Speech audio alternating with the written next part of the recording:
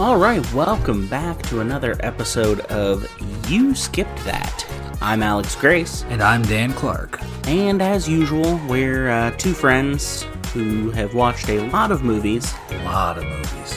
But have somehow missed a lot of movies the other one has seen. Yeah, had a lot of references throughout the years that have been met with blank stares, even though they're fairly common movies. Just haven't quite gotten to them. And sometimes a little less common. A little bit less. I feel like this is one of those. This is one that I feel like I had actually missed. Yeah. Like through the years, I feel like I had opportunities that I just didn't take for whatever reason. And this movie is A Fish Called Wanda. Yeah, I feel like I saw it on, like, I think VH1 used to do all those, the best comedies, or some channel would do the best comedies, 100 best comedies, 100 best action movies.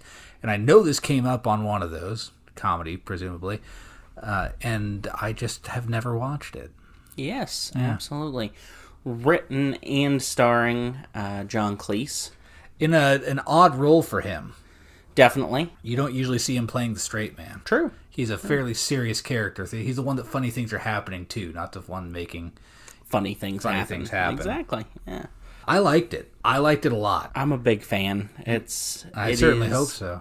It is a go-to, just feel-good movie for me. Yeah.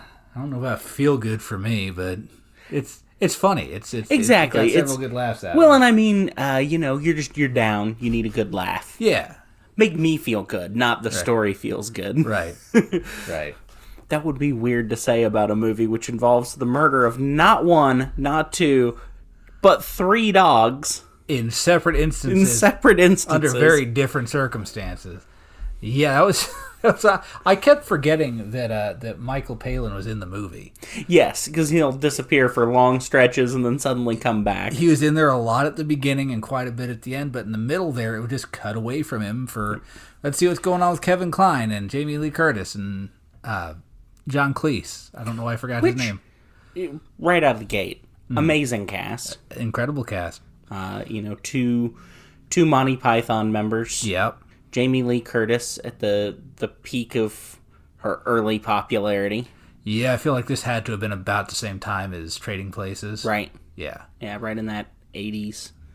Late 80s. Like late 80s, yeah, mid to late 80s. And then Kevin Kline at quite possibly his Kevin Kline-iest. His most manic, weirdo, just delightful. Absolutely. I loved him. Most of the laughs that I got were from him. Yeah, his character Otto, a buffoon who you dare not call stupid. Absolutely. And who wholeheartedly does not believe that he's stupid, even though he really, really is. Yes, I think Wanda herself, Jamie Lee Curtis's character, summed him up quite neatly when she called him an ape. He responded, "Do apes read philosophy books?" And she goes, "Of course they do. They just don't understand them." That was a great scene, just throwing out all the little ways that he has been, or big ways that he's been wrong throughout the years, and just his absolute willingness to cuss out another driver at the drop of a hat, open fire almost more quickly than cuss someone out. Right. It's a wild movie. One thing I will say for it, I was expecting the fish to be a bigger part of it, considering it's in the title. Yes. They kind of refer to it a little bit at the beginning, and then it's in one key scene. It's on the poster. I was just looking at it. There's a fish on the poster. The title sequence. Yep. Is just a long shot of this fish tank. Yep. To just some funky jazz music. Oh yeah, just high class 80s music. Very, very synthy. Felt like I was in just a really nice elevator. Yep. Yeah, this is... I can't remember if I've talked about this in another episode where, like, there's an age where, like, at least for me, I was becoming aware of a lot of culture. You know, in, like, late junior high, early high school, where you're just kind of becoming aware of new music and new movies that just, now that you're old enough to watch them, you're becoming aware of them. And I had mentioned this. I actually talked with my dad about this earlier this week. I'd mentioned it to one of my parents, and he swears that it was my mom. But I'd mentioned, I saw something about A Fish Called Wanda on that same countdown I was talking about. And I guess my mom said I didn't like it. And I at that age, took my parents opinion is kind of gospel, you know? Oh, if they didn't like it and I like most stuff they like, I probably wouldn't like it either. And so I just never watched it, and I'm really, really sorry that I hadn't. On the other hand, if I had, we wouldn't be able to do it for this podcast. Right. I had the opposite experience. I was actually introduced to this movie by my mom, who went and saw it with her college roommate and her mom. Okay. And they all three enjoyed it, which I find kind of surprising based on my grandmother's general taste in movies. Yeah. It's not one that I'd watch with my grandmother. Right. Yeah. Yeah. But it was introduced to me a few years ago, and it's kind of been in the rotation ever since. I can see it entering my rotation. I'm glad that I had bought it a while back on your recommendation, just never got around to watching it. I'm that kind of consumer. I own more movies that I haven't seen than movies that I have, I think. And I think that's gonna work in our favor for this podcast. Here's hoping. We might end up having to kind of pad our lists out every so often, do movies that both of us haven't seen, but Yep. For now, yeah, it's worked in my favor. In our favor, I guess. Absolutely. Yeah. Yeah. There's another one for the jar. Yeah, we say absolutely too much. Yeah, I don't think have we determined how much money we're supposed to put in the jar for each one of these? Like a quarter? We'll come to that. We'll come to that. We'll have a board meeting about it later. We will, yeah, once we can get all the members. You, me, and your dog. Yeah, the wife can join in. We invited your wife, but yeah. she didn't want the responsibility, really. I mean, she has too much responsibility now. She does. She doesn't want to. That's her words, not mine. Right. She doesn't want to be in on some weird little podcast. Mm. Like I've got enough. That can be your thing. There you go. Yeah. So, absolutely. There we go. We'll put in a sound effect of me dropping some coins in a jar. Just sure, make more work for me. And that is a nice, easy thing. I can just be like, we'll put a sound effect here. I get to pick what the sound effects are. Be careful. Oh, no. But yeah, it was a lot of fun, and not entirely not what I expected, but there was more to it. I don't know that I even knew that it was about a robbery. Right. It's a heist movie, of which the heist is very little of the movie. Right. It's weird that you can describe this and Reservoir Dogs in the same way, but same category. Heist movie where the heist is really not important. Yep. It's what happens after the heist that's important. This is a little funnier than Reservoir Dogs, I'd say. Very, very tonally different. You haven't seen Reservoir Dogs, but not a laugh a minute. No. It's a good movie. It might go on the list, but it's a stone cold bummer. There you go. And this is not. This is not. Yeah. This is not. It is funny. This movie really does seem to kind of play with how many genres can we fit into one movie. Of course, comedy, heist, kind of a romantic comedy in there. Romantic comedy, yeah. A little bit of slapstick, especially towards the end. Right. Some suspense. I was honestly not sure how the ending sequence was going to shake out because everyone is racing towards the final destination, and not everyone's going to make it because not everyone likes each other. Right. It is a solid third act for sure, is. without spoiling anything. Yeah, we don't worry too much about spoilers, but I don't think anything would be gained by ruining the end of this one, especially since you don't really know until the closing minutes what's actually going to happen. Right up to the wire. Right up to the wire. But yeah, that whole sequence there at the end was a lot of fun. It's not a super complex movie. No, there's obviously not a lot we're going to be able to pick apart here. Right. And it's really not that kind of show. We don't right. pick it apart so much. But, the characters are pretty much what you expect from them at the very beginning. The first 10 minutes, I think Jamie Lee Curtis tries to sleep with or has mentioned sleeping with like 4 different guys. And she's just that kind of person. She's like, I know how to get what I want, and so I will use what I have been given for that. And Kevin Kline's character, Otto, does not like anyone. No, really. By that same amount of time in the movie, he has tried to kill at least, 5 people? Yeah, and successfully killed his alarm clock. Yes. Which is a great introduction for a character. Mm-hmm.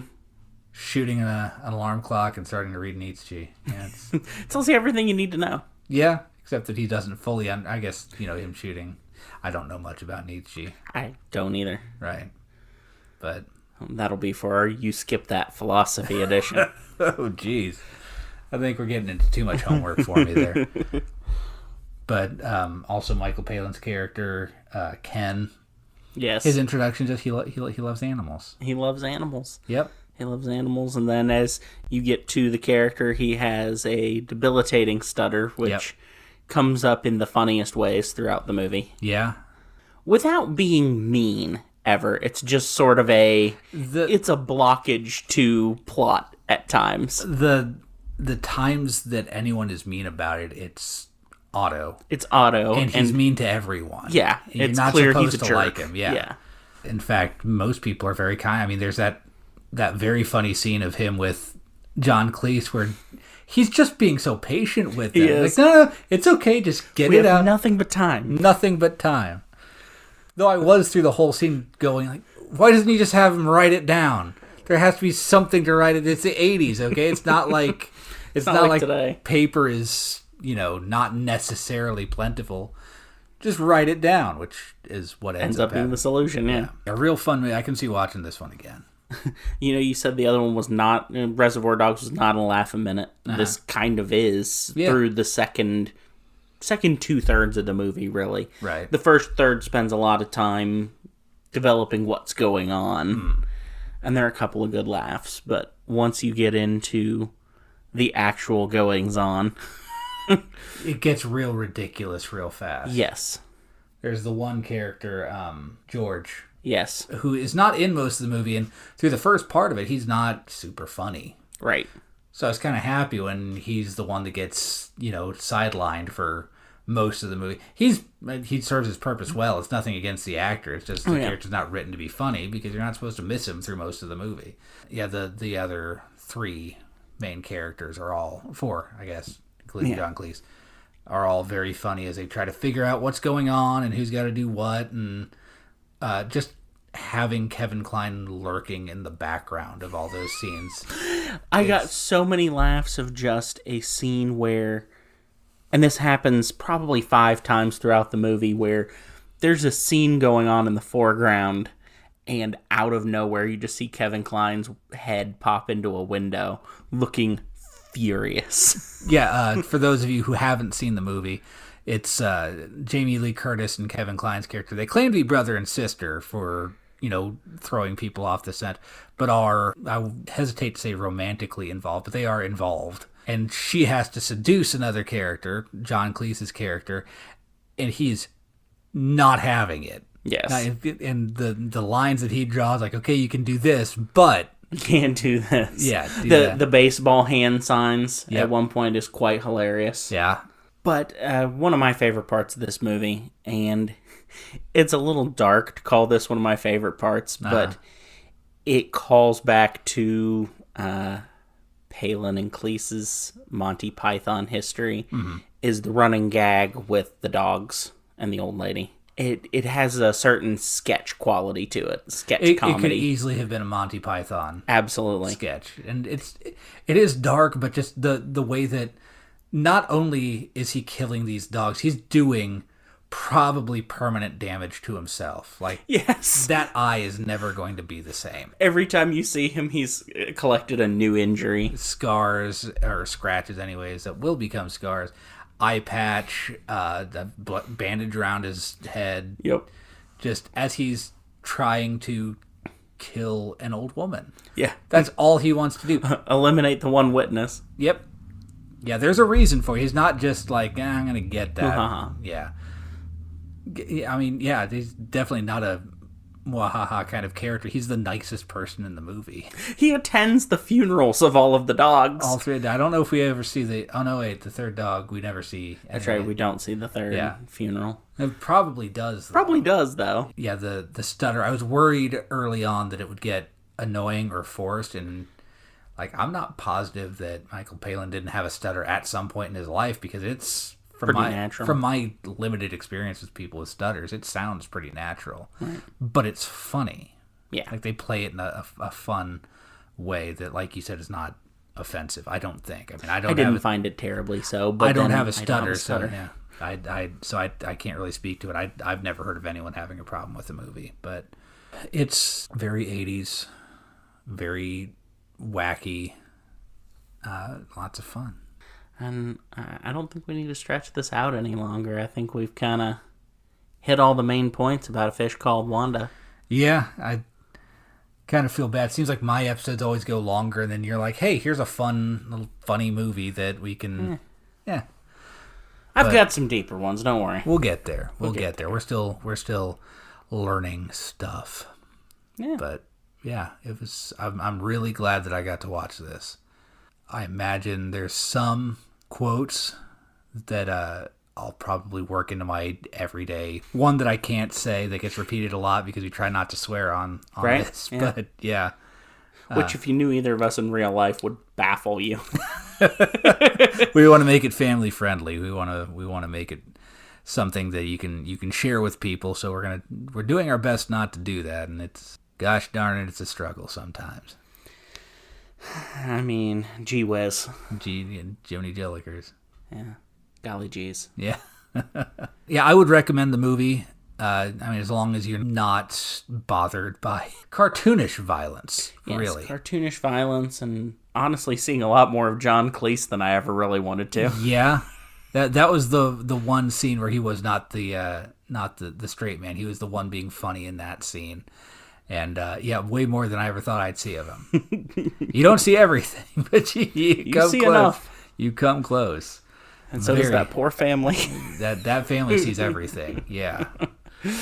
Well, that concludes another episode of You Skipped That. Yeah, we'll be back next time with another movie and some deep philosophical thoughts on it, just like we did this week.